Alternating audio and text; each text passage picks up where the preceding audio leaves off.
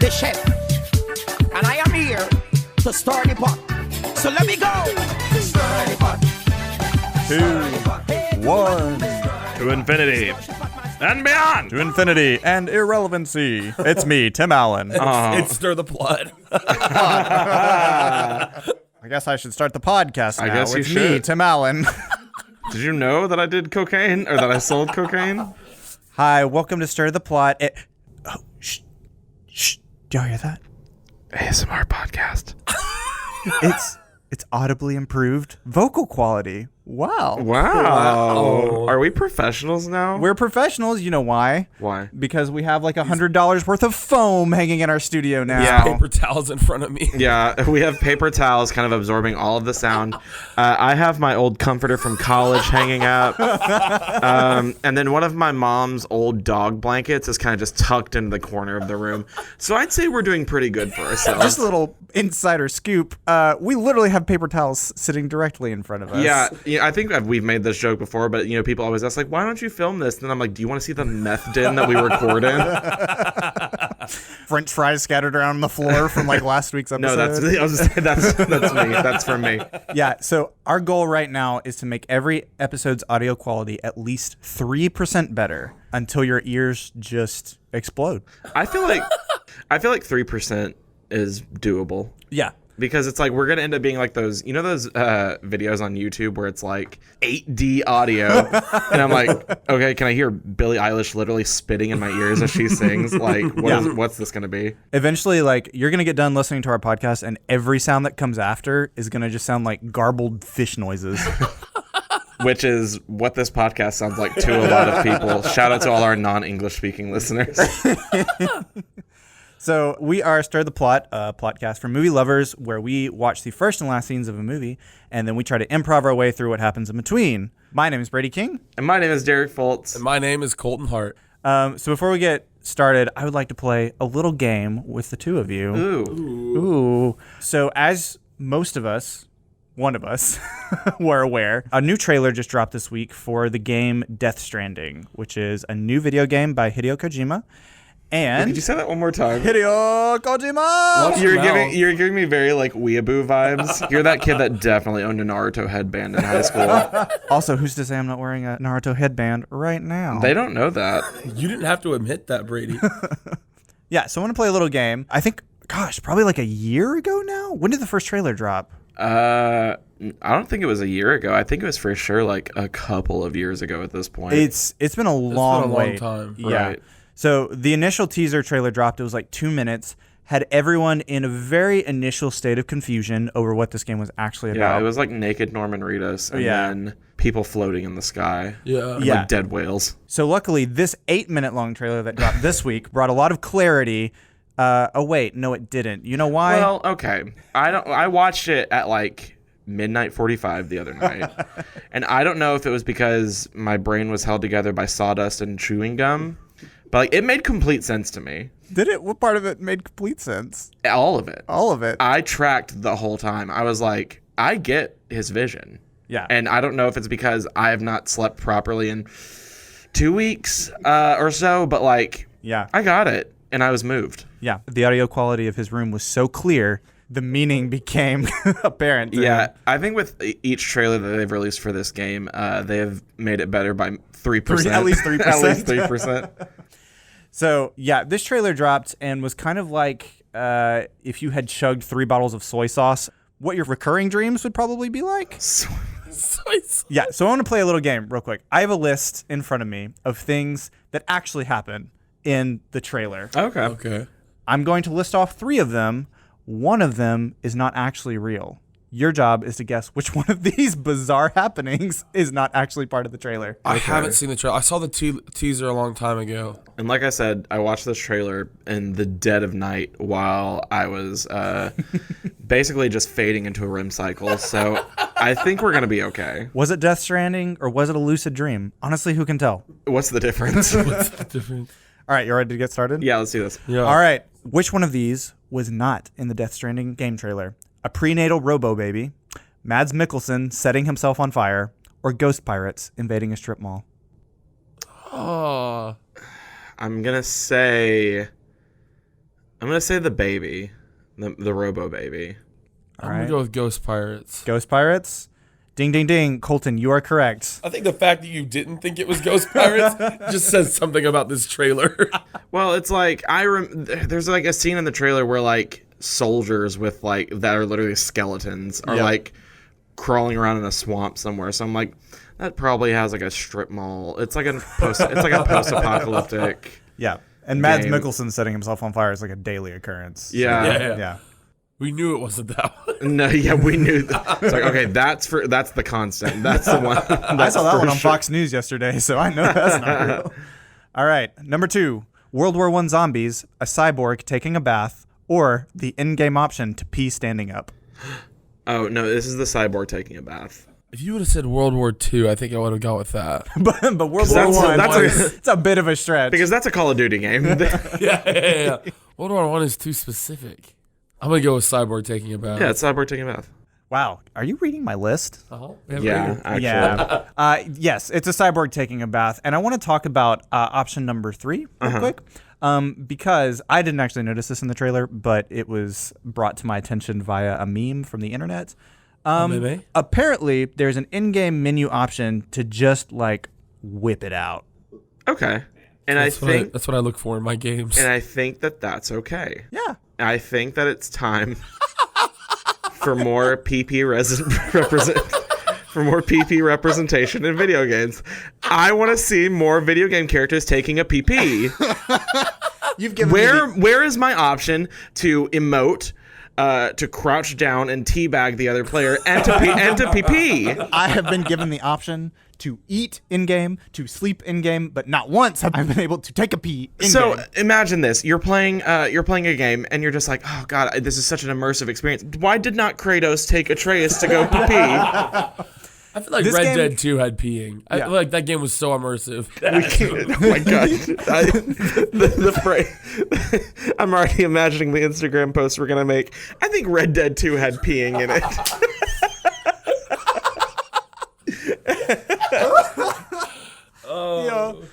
So I hope it's like there's some weird dude on the other side of this podcast that's looking at this thing. Thank you. Yes, I knew it. Called it. Thank you so much. I hope it's like one of those animations that like can't be broken. So if you're like in the middle of combat and things are like not going smoothly, you can just like everyone just kind of has to back off unless you finish. What if? What is this? What is this whole tangent we have just gone on? Okay, wait. Here we go. Number three. Which one of these is not in the game? Troy Baker licking somebody, dogs attacking a helicopter, or Guillermo del Toro? Are there fish in this movie? Because Guillermo del Toro only plays... I'm sorry, could you say his name one more time? Into the mic, please. Guantanamo del Toro only plays... Okay, so it's either Troy Baker, famed voice actor, licking someone, dogs attacking a helicopter, or Oscar-winning director Guillermo del Toro. Yep. Grinding Nemo. Have you never heard that before? No. You know that's from like Shape of Water? Yes, I was about to say I loved The Shape of Water, but then that would be more telling of me as a person than anything. So I'm going to say that I enjoyed... No, I can't even say that. The Shape of Water is a piece of art that I watched. All right, wait. Which one? It's dogs. Yes, I have one more. We just got to power through this one. It's dogs attacking a helicopter. You're right. It's dogs attacking a helicopter. Which... Why couldn't it have been dogs attacking a helicopter piloted by Guillermo del Toro? There's not enough dog attacking helicopter representation in video games. Honestly. Why can I not see the dogs take a pee? All right, fourth and last one. Which one of these is not in the trailer? A giant slime monster destroying a skyscraper, Smurf Norman Reedus holding a gun to his head, or a portable baby aquarium. Oh my gosh. Isn't that just a uterus? Oh my God. Is this what we're going to get canceled for? I think this is it. Let's turn in our badges, boys. Yeah, this is the one. Listen, I've been liberal for too long. It's time to start making some edgy jokes. Can you? It's Smurf, Norman Reedus, Baby Aquarium, and Slime Monster. Destroying a skyscraper. That's from Monsters vs. Aliens, the hit DreamWorks movie. You got me. Congrats, boys. You got like, I don't know, 2 out of the 4. Were we keeping score? You win 2 podcaster points, which can be redeemed on blueberry.com for high fives. For enhanced upload times. For enhanced audio quality. Or we just don't upload your podcast for about a month. So, Derek, what movie are we going to do this week? This week, we are going to be doing the psychological thriller from famed director who I don't think has ever won an Oscar, but thinks he deserves one, Darren Aronofsky, Black Swan. Tell me Aronofsky doesn't sound pretentious. Yeah, Aronofsky sounds like the kind of name you would talk about, like swirling around a glass of wine, standing in an art gallery, not knowing anything about what you're looking at. Yes, this statue is made of marble. Yes. This art is good. This art is objectively pleasing to the eye. It's like Captain Holt reviewing. Bartholomew, more wine, please. Human condition, yes. I'm sorry, is that man taking a pee? So far, looks we are exactly 10 like minutes in and 4 minutes are for pee jokes. Yeah, so I've seen the beginning and end of Black Swan, but honestly, like what happens in between is just up to the imagination. Colton, what's your experience with this masterpiece of a movie? The only thing, I know it from like the trailer and back when it was around. And is this the one where she like lesbians herself?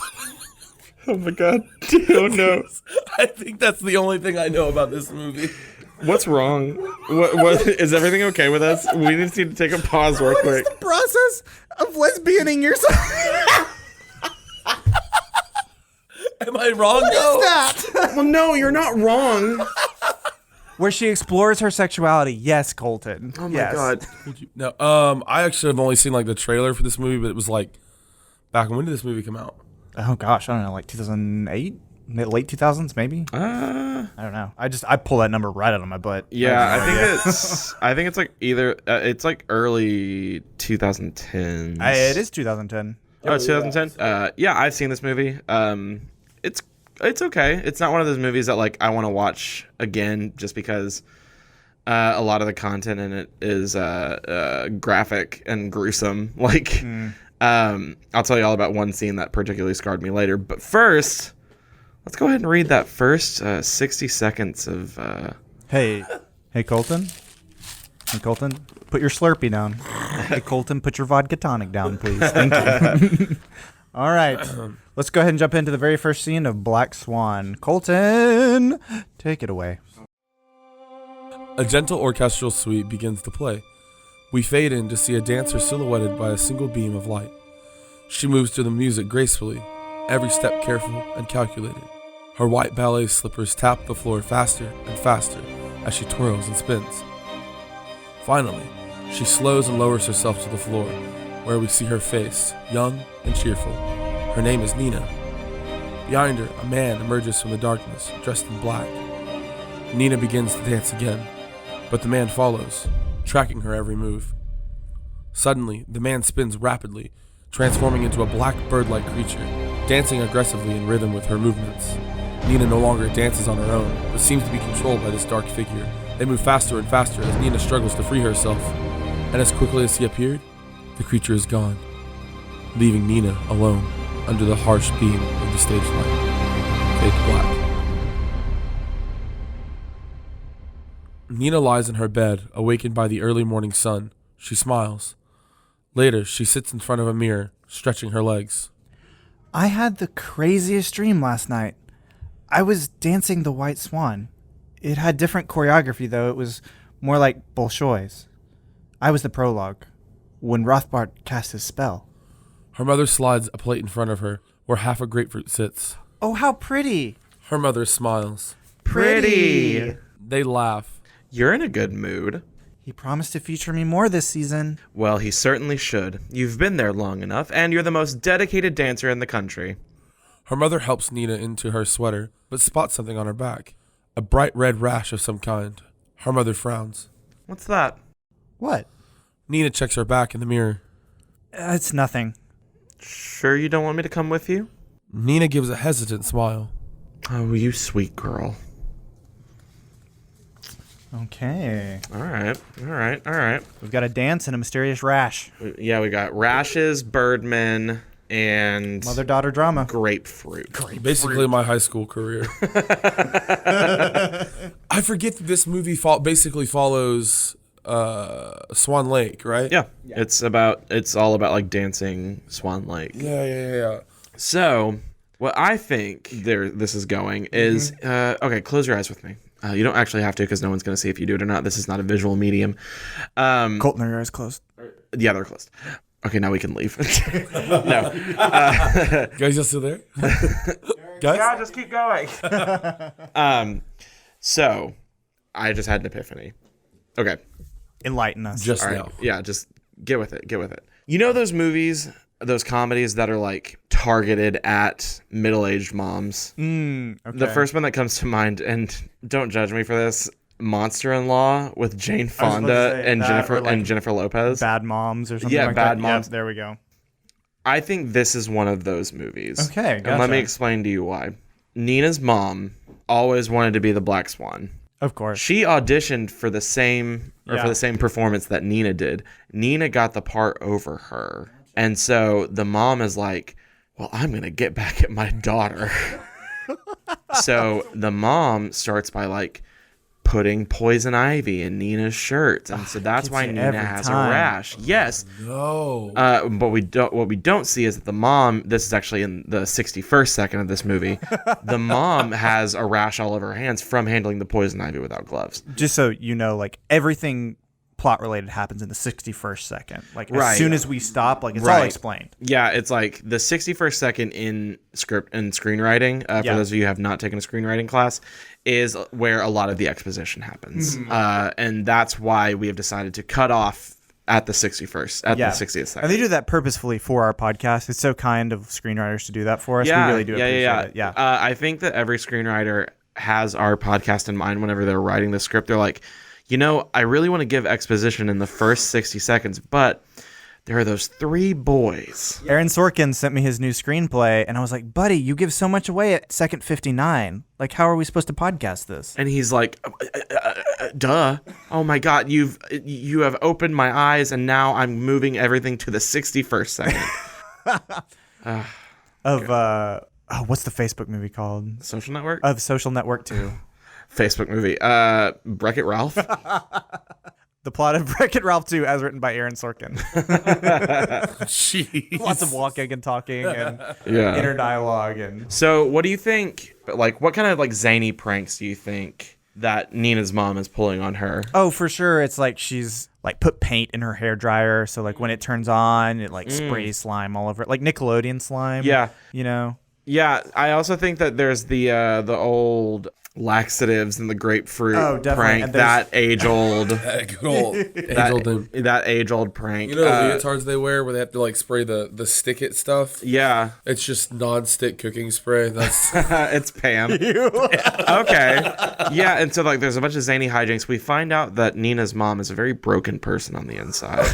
Well, that's what happens when you turn 40. Yeah. When you're 40 and still in high school, you get picked on. Yeah. Can we each give an example of what we think the score for this movie is? I think it's just going to be kazoo covers. Okay. For the most part. Okay, Moms love that stuff, right? yeah. The kazoo covers of What else? Moms of love Swan Lake. kazoo covers, Minion memes. Oh, good old Minion memes. Ooh. Is there a reference to Minions in this movie? 60-second. Yeah, it's the That's the the sig- worst. yeah That's the, the worst. The 60-second second Gru comes out. and he says, "Girls, They lose their minds. we're going to audition for the ballet."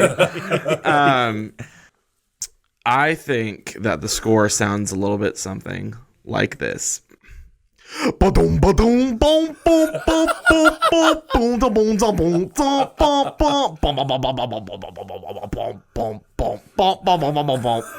That's the same song that plays whenever I walk down the hallway at my school. That's the sound that I wish played every time I walk down like a haunted hallway. Because it would make. This isn't scary. No, this isn't scary. This is What fun. a good time. And then the ghost comes out. He's like, "Hey!" And then I get really scared. And then I pee my pants. All right. Okay, well, I guess there's really only one way to find out where this movie's going. Are y'all ready to move on to the second scene? Yeah, let's do it. Let's do it. Nina dances the same dance as before, but this time on a full stage. Dozens of dancers surround her as she twirls gracefully. Part of the stage peels away to reveal a raised platform. Nina sprints up the incline and faces the audience. As she continues to dance, a giant stain of red blood begins to ooze from her side. Nina powers through her wound as the music crescendos. She makes eye contact with her mother, weeping in the audience. And as the dance comes to a close, Nina dives onto a small mattress. She lies there, bleeding and exhausted. The audience erupts into applause. A sharply dressed man, Thomas, runs to her side. Do you hear that? They love you. They love you. Nina gasps for breath. Oh, my sweet princess. I always knew you had it in you. Come on, let's take a bow. The other dancers gasp. Nina's wound is bleeding profusely. Go get some help. What did you do? He leans in closely to Nina. I felt it. What? It was perfect. Thomas watches in horror as she draws her last breath. It was perfect. Fade to white. Okay. So. I felt it. Can you feel it, Mr. Krabs? Can you feel it? So obviously in these sort of like mother-daughter feud comedy movies, there's always like a big like come to Jesus moment where the kid and the mom are like yelling at each other. Yeah. And I think that like there's obviously a point in this movie where they kind of come to blows, not physically. Yeah. Because that would just be weird. That's called child abuse. Where they like verbally come to blows and Nina says, I'm going to do something. I'm going to make this performance perfect. I'm going to do something that you will never think of. And basically what happens is Nina puts a fake blood packet in her leotard as she's dancing. Because her mom in anger was like, I hope it kills you. And she was like, And so during the performance, she busts the packet. Right. And then it starts seeping through her gown. Her leotard. her nightgown. She was dancing in a triple XL t-shirt. Does she work at summer camp? Is she a size small, but she wears a 3XL? So the packet bursts, and obviously they see blood gushing out of her. Yeah. And her mom's like, oh my God. Yeah. She pranked me. She pranked me so hard. She pranked me so hard that she ruined this performance by bleeding. Her mom wasn't crying out of like sadness. She was crying because she realized how out-pranked she had just been. Yeah. They were tears of joy, honestly. She was crying, laughing. She was just cackling in the audience. And then obviously Thomas and the rest of the dancers don't know that she's actually pranking. And so she was like, it was a perfect joke. It was the perfect prank, is what she was trying to say. Yeah, it was the perfect prank that she pulled on her mother and the entire audience. Right. She, at that point, became the prank goddess. Yeah. The Black Swan. The Black Swan. The queen of meme pranks. swan. If Thomas had just taken the time to, I don't know, smell the ketchup in the air. Yeah. I don't think this is ketchup. I think Nina's a better prankster than that. I think that Sriracha. She's a sriracha. She's a fancy gal. She'd for sure use sriracha. Yeah, she most for sure definitely. use artisanal sriracha. Yeah. That you can only buy at like a fancy bodega in Greenwich. Thomas was like, hey, somebody call an ambulance. And she's like, maybe get me some pad thai? And she said, no. No, Thomas, listen. Come close to me. Come here. Thomas, listen. Gotcha. Fade to white. Ashton Kutcher comes out. Well, Mila Kunis is in this movie, so he just comes out. He's like, "Oh, you just got pranked. You just got punked, Thomas." It was an Impractical Jokers episode the whole time. Yeah, all of the Impractical Jokers guys come out and they're just like, "I got you." The True TV logo pops up in the. It pops up in the. This movie was lower- actually the lower about right-hand Thomas corner. the whole time. Yeah, It's about this classic quality prank on Thomas. yeah. It was just. It's a good zag. Yeah. Nina really zagged on her mom and Thomas. So yeah, I think that we've done enough. Yeah. I think we're done here. We did it. We did it, Patrick. We saved the town as it We burns, saved the podcast as it burns down around us. So Derek, you actually have seen this movie. Yeah. So what is Black Swan about?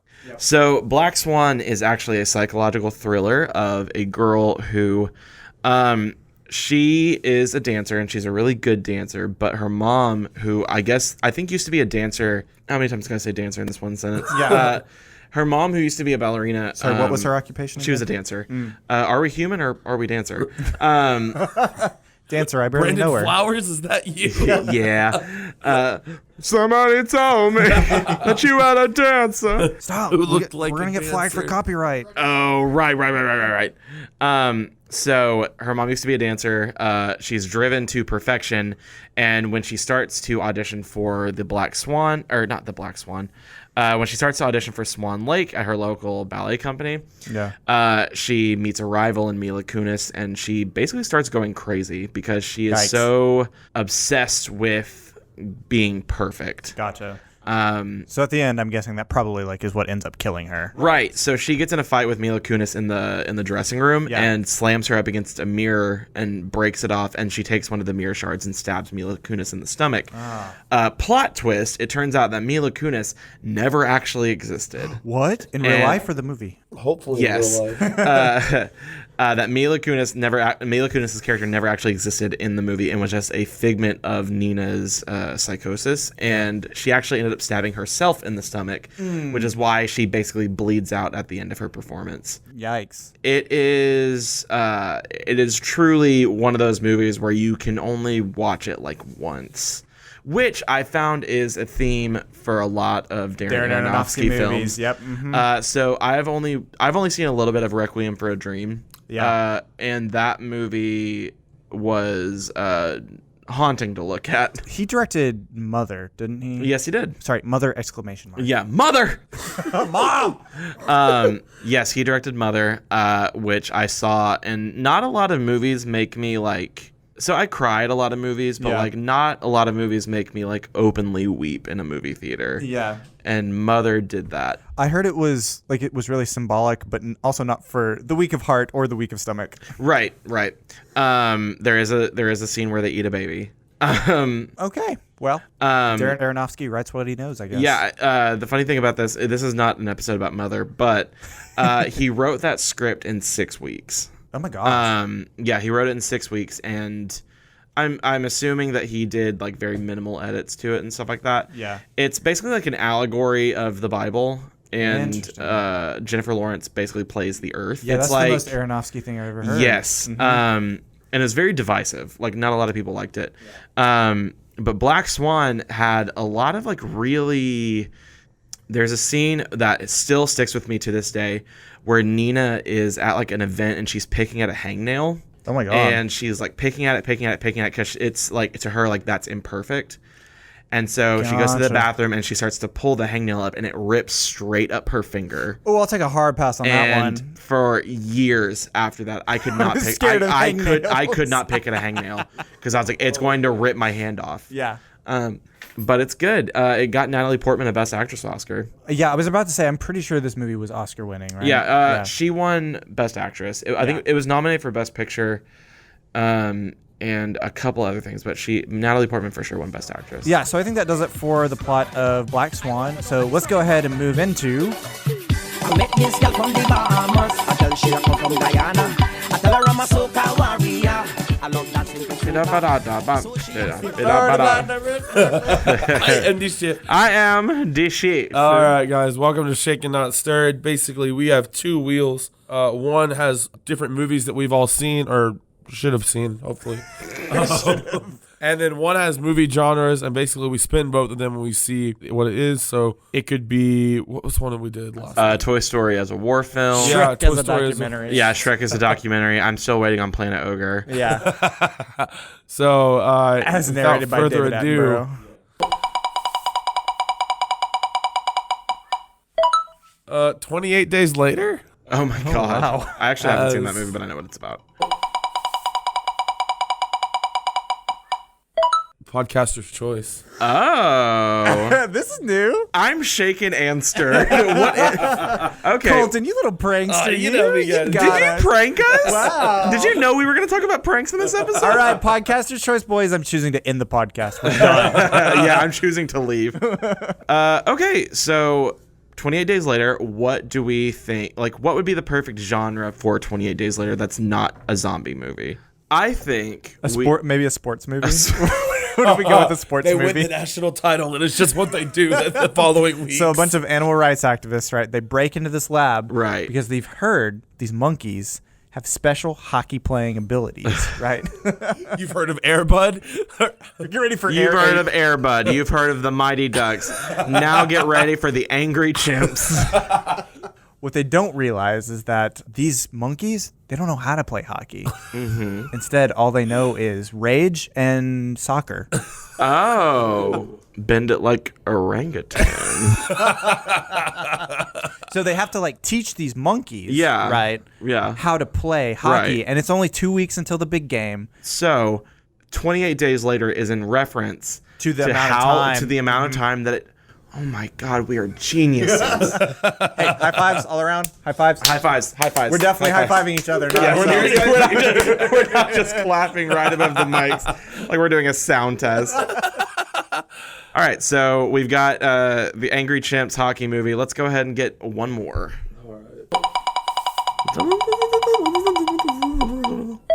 Children of the Corn. Oh, Why is it always horror movies? we love horror movies here. It's a science fiction movie. All right. A scientist combines a baby and an ear of corn. Oh no!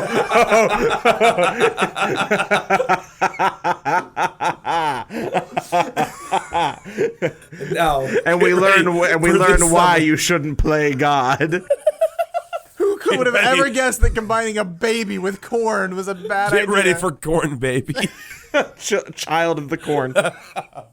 Okay. It's like Jurassic Park. He looks into the window of a Jeep, and instead of just a giant T-Rex eye, you just see a dilating piece of corn. Gross. What is this? This is more of a horror movie than Children of the Corn should ever be. Oh, no. Oh, God. So, Corn Baby. Yeah. So, a scientist creates Corn Baby, and he... Has to raise him as his own. yeah, it's in this abandoned space station. It was, like, under attack... Sorry, first blunders, then screaming, now my keys. What? This is amateur hour. I'm working with a bunch of unprofessional. No. As we sit in our meth den. Yeah. So, the space station was under attack.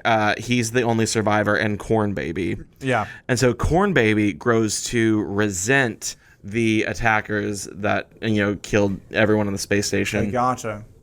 So he swears revenge by going to the planet of the people that killed off his people. Corn Baby turns all the people on this planet into corn, and they become, drum roll please, children of the corn baby. All right. We made it. Roll credits, draw the curtain, and let's get another one, Colton. E.T. That's a science fiction movie. Well, alien crash lands on Earth. Or we can do as a Western. How are we gonna work that? You ever seen Cowboys and Aliens? Oh boy. Okay. So E.T. Can no longer phone home because phones don't exist. Yep. E.T. Telegraph home. He crashes in the middle of this western town. Right. And he and Harrison Ford have to work together to get him back to his people. Okay. Yeah. And so they go and they try to find his people. Harrison Ford is obviously curmudgeon-y because when is he not? But E.T. softens his heart and says, I'll be right here. And it's at that moment that the aliens begin their attack on Earth. They Right. just obliterate everything. Because what we don't know is that E.T. put a tracking device on Harrison Ford whenever he said, I'll be right here. And he shoots a laser right through his shoulder. Right through his shoulder. And the aliens are attacking this western town. So the cowboys are fighting back with everything that they have with them, and Harrison Ford is losing the battle. He's losing a lot of blood, even though the laser should have cauterized his wound. But then E.T. realizes the gravity of his mistakes. And he says, what have I done?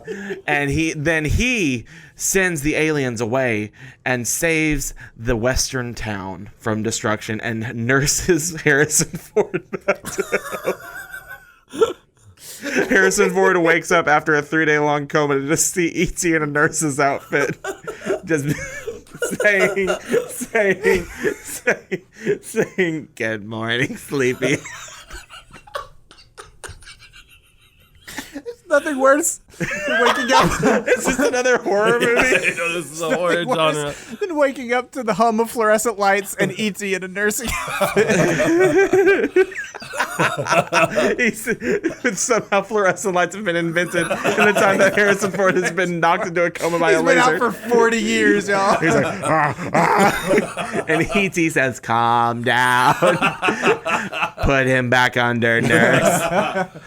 Oh, man. In the spirit of E.T., I'm surprised they haven't remade E.T. yet. Oh, give it a second. Hey, as long as Steven Spielberg has a pulse, he's not going to let them touch his precious his child. baby. Yeah. No. E.T. is his child that he birthed himself. He gave birth to E.T. It's like when Melisandre gave birth to that shadow baby in Game of Thrones. Steven Spielberg gave birth to E.T. out of his male womb. gave birth to E.T. in order to kill Francis Ford Coppola. And his second most beloved child, Saving Private Ryan. As long as Steven Spielberg has blood flowing through his veins, he will not let Hollywood. He will never. Those Hollywood bureaucrats have tried to drain it out of him, and he said no. He stood his ground. Oh my God. Now I'm picturing Steven Spielberg in the middle of like the Warner Brothers lot with a staff just going, "You shall not have this." And the execs were just, okay. Steven. Hey, security, can you come get Steven off the lot again? Yeah. He's like, I'm ready to make Ready Player 2. Ready Player 2. All right, I think we have sufficiently shaken ourselves silly. Let's transition into our other segment that we have on this show, the segment that I came up with by myself with no help from my other co-hosts, Real Talk, where we actually take movies seriously and talk about the things that we've enjoyed this past 2 weeks. God, I wish I'd thought of this segment. Dang it. Yeah, I know, guys. It's okay. Like, not everyone can be as smart and good-looking and talented and humble as I am. I wish I'd thought about talking about movies. Dang it. Yeah, this is the part of the podcast that does not differentiate us from every other podcast that's three white guys talking about movies. Yeah, so Derek, has anything come across your radar lately? What have you been watching? So I watched John Wick 3. That was great. I also watched John Wick 3. I love the John Wick movies. Yeah. So good. Into the mic, you punk. Sorry, they're so good. They're just so good, and like the fight choreography is so good. Yeah, the story may be a little nonsensical, I guess, but like, who cares? It's about like a crime syndicate that literally takes itself as like an organized religion. Yeah, right. And it's just, it's so good. Go see John Wick 3 if you are okay with violence. Yeah, I I have a want to friend watch Keanu Reeves beat somebody to death with a library book. A friend that he talks about John Wick movies. He's like, the more John Wick talks, the worse the movie is. The less he talks, the better the movie is. Yeah, because it's like These two are inverse. every Yeah. time he talks, you're like, stop, Oh, God. stop it, bud, No. stop it, John. Also, I don't want to like shame Keanu Reeves. Where's his chin? Like, can that man put a pillow in a pillowcase? What?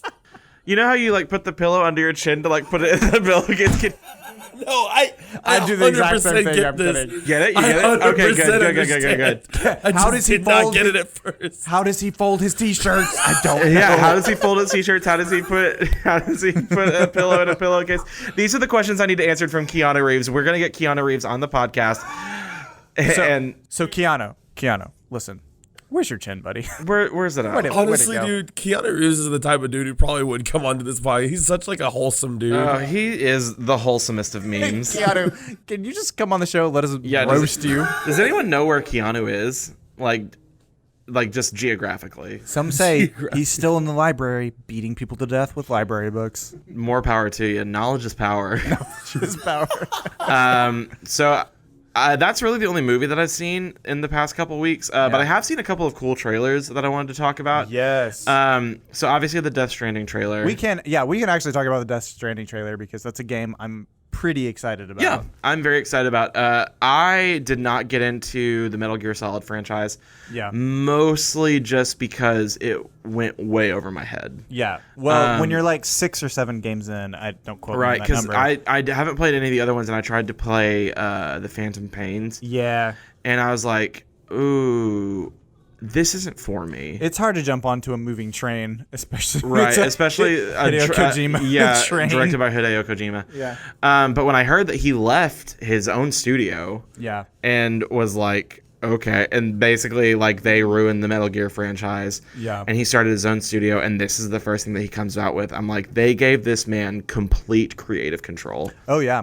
Which we have seen in the trailer. Yeah. Good Lord. So this game has like Guillermo del Toro and Nicholas Walding Refn. Yeah. The guy, I think that's how you pronounce his name. The guy that directed like Neon Demon and Drive and There's a pretty decent cast list. Like, Yeah. so Mads Mikkelsen is actually in it. Norman Reedus, Troy Baker, along with there's like one other big name in this movie. oh, is it that French girl that's playing a character literally named like Fragile? Yeah.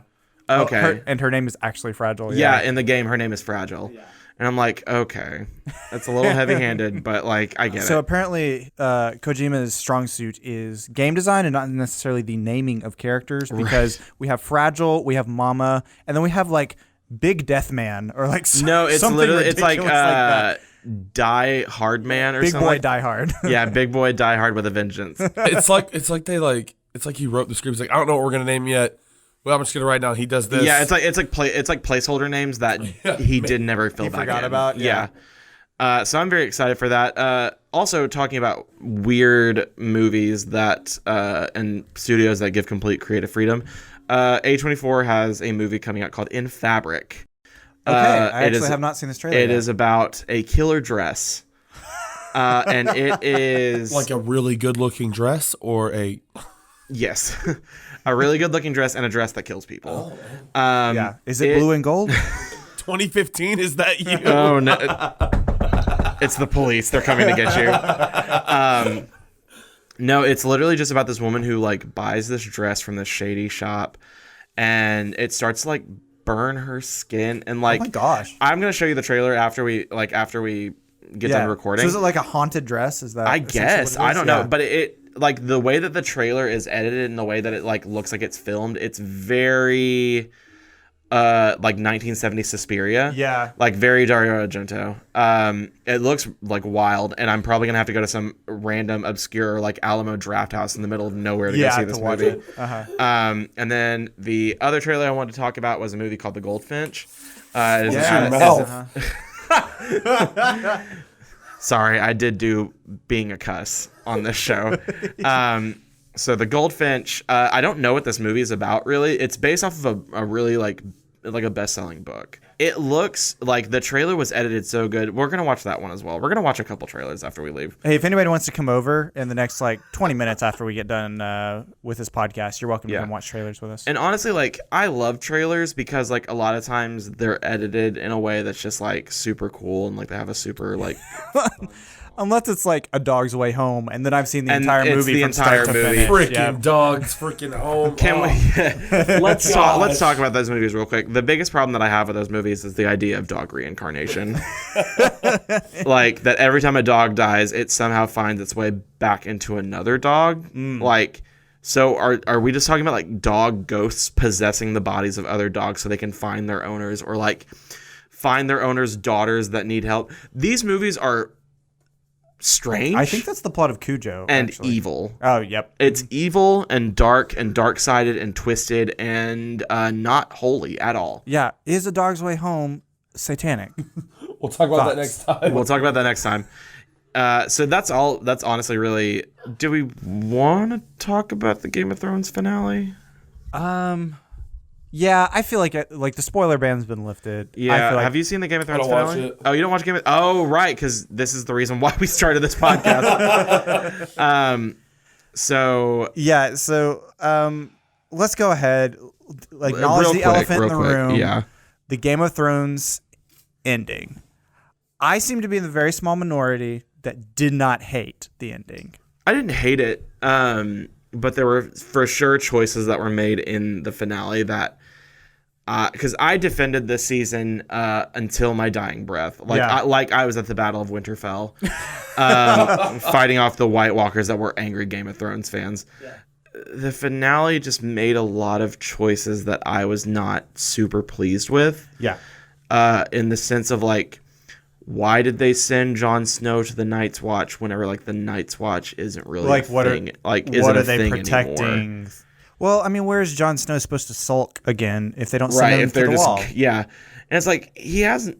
The only people that he knows beyond the wall is Tormund. I think I liked where the plot points were going. Like I see what they tried to do. Right. I think there were some plot points they should have introduced like a season or two earlier. Yeah. Like if Bran was going to sit on the Iron Throne, let's give Bran some screen time. Let's talk about that for a second. Yeah. Sorry. I feel like we're just alien. Like this has now become This is where Colton sits in the back seat. Yeah. Bran had no right to be on the Iron Throne. Yeah. I get why he's there. Also, I feel like Dany's death was a little unceremonious. It was pretty abrupt. You know, I feel like us like trying to view her as a villain was pretty heavy-handed because it was like, you know, they didn't start introducing that plot line until season 8. Yeah. You know? And then it was like, look at all these shots of burning children. Look how evil she is. Look at this. Can you see it? They've been building up to Dany being the Mad Queen for a while. Yeah, that's true. But I think the subtle, abrupt, like Jon Snow stabbing her in the stomach or like in the heart or whatever. Honestly, I think Drogon gave the best performance in that episode. The big CGI dragon that burned down the Iron Throne because he realized that monarchy was the reason why his mother died, and that why we shouldn't be under a king, that we should have a free governing body that should take care of us. All this went through the mind of Drogon the dragon. Yes, the most intelligent woke dragon in Westeros. Move over, Smaug. I like that. I like that he basically landed, looked Jon Snow directly in the eyes, and he was like, "You know what? I get it. No, I get it, man. No, we're good. we're my mom has a pointy, stabby thing in her heart right now, and that chair is made of pointy, stabby things. I know the real enemy here." There was one thing that someone showed me. Like someone edited a video of the way that the show should have ended, with Bran literally like revealing that he warged into like Daenerys and a bunch of the other people like during the season to like orchestrate all these events to get him to sit on the Iron Throne. And that he's like actually evil. And I'm like, that would have been cool. That would have been sick. And actually it would have given Bran some screen time and character motivation. It would have made so. Bran a little bit more of an interesting character, because I think when you take a character like Bran and you just make him crippled boy who has visions, it's like, okay. Yeah, and they kept calling him Bran the Broken, and I'm sure he was just like, guys, can we about that title? Yeah, can we stop? Like, this boy can't pee standing up. He can't do a pee. He can't do a pee. Well, this has been Stir the Plot. If you want to reach out with questions, comments, concerns, please email us at stirtheplot@gmail.com. Reach out on Facebook, Twitter, Instagram. If you have movie suggestions or anything, please send those in. We'll take those into account for the next episode. If you want to shout out or would like to shout somebody out. Yeah, I'd love to shout someone out. Do you want to shout someone out, Colton? No. Yeah. I would love to shout at somebody. Yeah, I just love to shout. Can we just shout? Leave us a 5-star review on iTunes. It helps us get discovered, and it makes us feel better about ourselves. Because sometimes we don't just do this because we're having fun. We do it for the validation. Yep. I think right now our iTunes reviews are sitting at like 23. Can we 22, 23. Can we please get it to an even number? Like, it's stressing me out. I have to go to bed every night knowing that it's sitting at 23. Yeah, I need it at least in like intervals of 10. I don't really even care if you leave us like a 4-star review. It's just like, just give us something. Yeah, come on, guys. Thank you, guys. We love having y'all. Tune in next week when we're going to talk about A Dog's Way Home. Is it satanic? My name's Brady King. My name's Derek Foltz. I'm Colton Hart. And if you see Sandra Bullock, give her a hug. Because she's perfect. Starting what? She put the